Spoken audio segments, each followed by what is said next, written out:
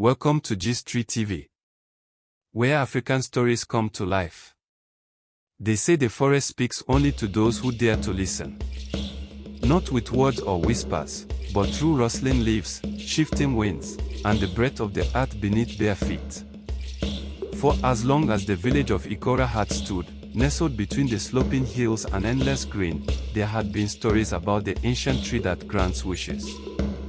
A tree older than memory, older than the village, perhaps older than time itself. No one called it by its real name. They simply said, the tree, and everyone knew which one they meant. It stood deep in the heart of the forest, past the footpaths and goat trails, past the sacred stream where mothers took their daughters to pray. No one dared go near it without reason, and no one returned unchanged. Chika had always known the stories. Her grandmother, Nena, told them like lullabies on the nights the oil lamp flickered and the rain tapped on the thatched roof like ancient fingers. She would sit on her raffia mat, her voice thick with memory, her eyes clouded with age but sharper than most when it came to truth dressed in myth. They say the tree was planted by the first dream, Nena would say, tapping her walking stick once for emphasis. Not the first person. Not the first spirit. The first dream. And it has been dreaming ever since. As a child, Chika would shiver with excitement. As a teenager, she rolled her eyes. But now, at 17, with Nene newly buried under red earth and the weight of unanswered prayers pressing on her chest, she found herself wandering the edges of the forest with questions she couldn't speak aloud. Her mother, Kambili, had fallen ill after Nena's burial. Not the kind of sickness that could be treated with bitter herbs or the laying on of hands. It was the kind that pulled a person inward, that shrunk the light in their eyes and left them staring blankly at the world as though it were no longer theirs. The village healer said it was grief. That Kambili would recover with time. But Chika knew her mother's silence was deeper than sorrow.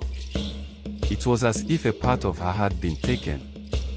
And Chika had a growing suspicion that the tree knew why. She had tried everything else, offerings at the family altar, fasting, prayer, even the hush-hush visit to the medicine woman who lived beyond the riverbed. But nothing changed. And so, barefoot and trembling, she stood at the mouth of the forest, just as dawn broke over the eastern hill.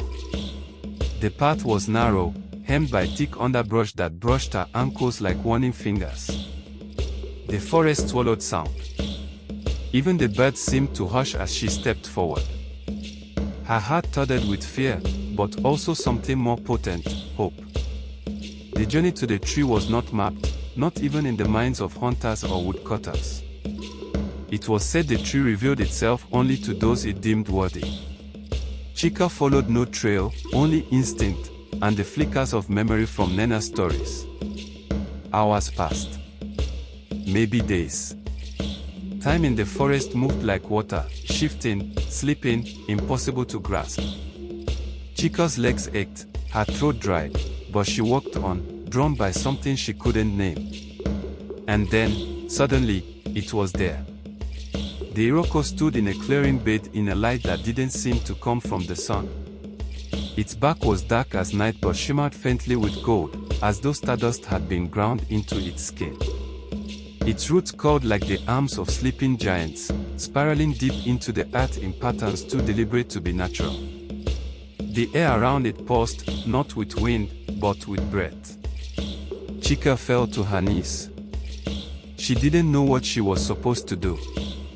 No one had ever described the moment after arriving. They only said the tree could hear you. That it knew your heart before your lips moved. So she wept. She let every wordless ache pour from her in gasps and sobs, her face pressed against the earth. She begged without language. She offered herself in silence. She asked not just for her mother's healing, but for understanding, for truth, for the strength not to vanish like her father had, like so many dreams in Ikora seemed to do. And the tree listened. The roots began to glow, a slow, golden light crawling along their surface like veins.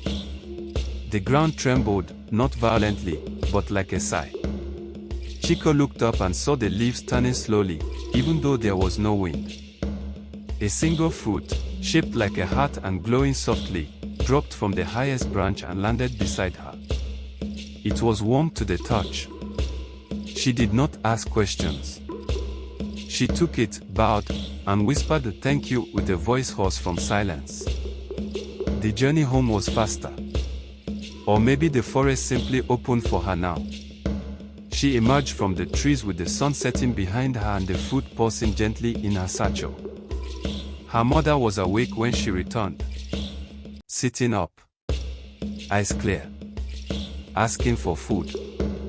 No one in the village could explain it. The healer blinked in disbelief. The neighbors murmured about miracles. But Chika said nothing. She knew the truth, and that was enough. What she did not expect was what came after. For days, everything was calm. Peaceful, even.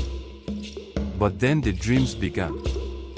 They were not nightmares, but they unsettled her. In them, she stood at the base of the tree again, only this time, others surrounded it, figures in shadow, voices without mouths. They did not speak, yet their sorrow filled the air like smoke. Each night, the dream deepened. The figures came closer. One reached for her, its hand glowing where its heart should have been. When she awoke, her hand burned where it had touched hers in the dream. The village began to change, too. Small things at first, a child who had been mute since birth began to hum. A drought yam field sprouted overnight. The village chief's crippled dog ran again. People came to her. They knelt. They asked her to return to the tree on their behalf. At first, she refused. She wasn't a priestess. She didn't understand how it worked. But the tree did not forget her. The roots began appearing at the edges of her dreams, curling through her thoughts even when she was awake. She would look at a person and see the egg they carried, even if they smiled. She returned to the tree. This time, it was not to ask for herself, but for others. And the tree responded. The fruit it dropped changed each time, sometimes hard as stone, sometimes soft as bread, always warm. Each time she brought it back, the wish was fulfilled. Word spread. They began calling her the tree's daughter. And the weight grew heavier. The name followed Chika like a shadow. The tree's daughter. It started as a whisper, a nickname given by children too young to understand the burden behind it. Then the market women began saying it with reverence, bowing their heads slightly when she passed. Before long, the title reached the council square, and even the elders began to treat her with careful curiosity, as though she were something not fully human anymore. But Chika felt no different. If anything, she felt smaller. The wishes she brought back were granted, yes, but not without cost. The tree never asked for anything aloud, yet each fruit carried weight, and that weight settled somewhere within her. Her body did not ache, but her spirit did. She began to hear echoes in silence, feel tremors beneath her feet that no one else noticed. Her sleep grew lighter. Her laughter rarer. Still, she returned. Because every time she turned someone away, she would see their desperation reflected in her own memory, the look on her face that day she first touched the roots. How could she deny others what had saved her mother? One evening, as the harmattan winds began to sweep the village with dry whispers and dust, a girl named Ifeoma approached her.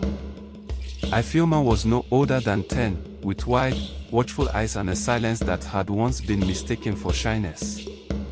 Now people said it was something else, something broken. She said nothing, only held out a rag doll missing one arm. Chika understood. She took the doll in silence and set off. But this time, the journey was different. The forest did not open as quickly. The air was tense, charged. When she reached the tree, its glow was dimmer. The roots still paused, but with unease. She laid the doll gently at the base of the trunk and whispered, "Her pain is not hers.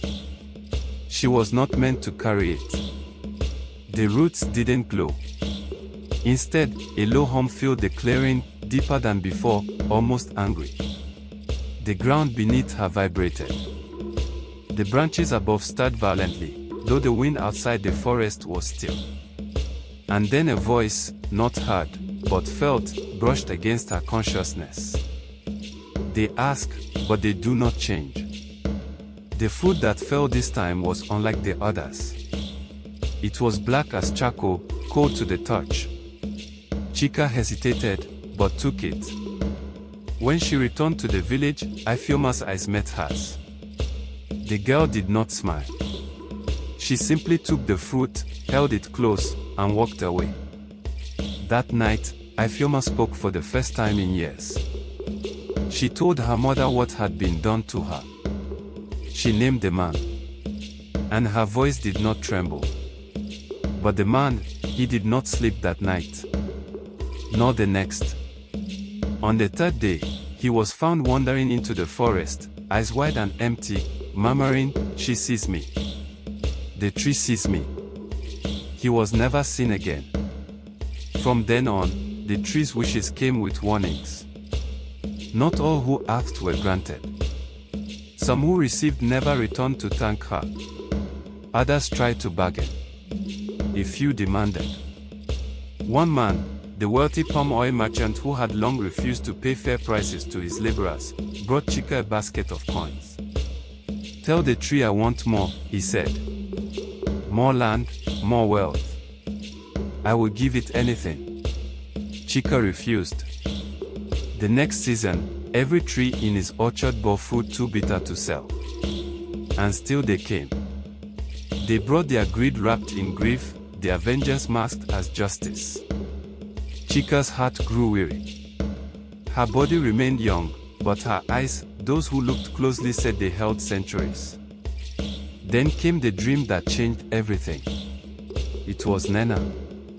Not the Nena from her childhood, but a younger version, her skin unlined, her voice strong. She sat at the base of the tree, smiling faintly. "You are more than a bridge," she said. "You are a mirror. Be careful what you reflect." Chika awoke gasping, the scent of old leaves in her nose. She began to withdraw. Not completely. She still helped when her heart said yes. But she no longer answered every knock. She no longer entered the forest unless the wind carried a name she recognized in her bones. It was then that the tree began to change, too. It bloomed again, not with fruit, but with blossoms. Small white flowers, fragile as ash, that floated to the ground and lingered where stories had been spoken. People began to say the tree was watching more closely now, choosing more carefully. One afternoon, as the sun burned low and golden over the hills, a group of girls came to Chika's hut. They were different from those who had come before. Their faces were not desperate. Their eyes were not pleading. They stood tall, uncertain but brave. "We want to learn," said the tallest. "Not just how to wish. How to listen. Like you." Chika did not answer right away. She watched them, watched the way they held their silence, the way their hands brushed against one another's for courage. Then she nodded. And just like that, the path began to widen. The seasons passed, and with them, the shape of the village began to change. Once, Chika had walked alone to the Iroquois roots. Now, she walked with others, never many, never loud. But always with purpose. The girls who had come to her that evening under the orange sky returned again and again. They asked questions. They listened more than they spoke. They swept the path to the forest without being told. They brought offerings not only for the tree, but for the silence that once lived in them. Chika did not teach in the way of the old priests. She did not preach or command. Instead, she told stories. Stories of names and seasons, of when the rain refused to come, of when the tree glowed white like a wound that refused to close. She told the truth, not always the kind people wanted, but the kind that rooted itself in the body like seed in earth. The girls grew.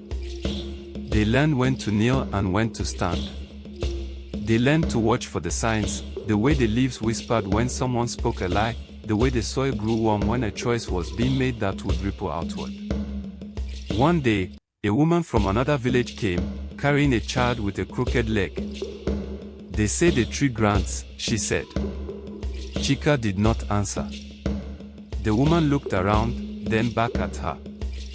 "Will it make him walk straight?" Chika looked at the child, then at the woman. "It might," she said quietly. "But what do you want to carry in return?" The woman's face stiffened.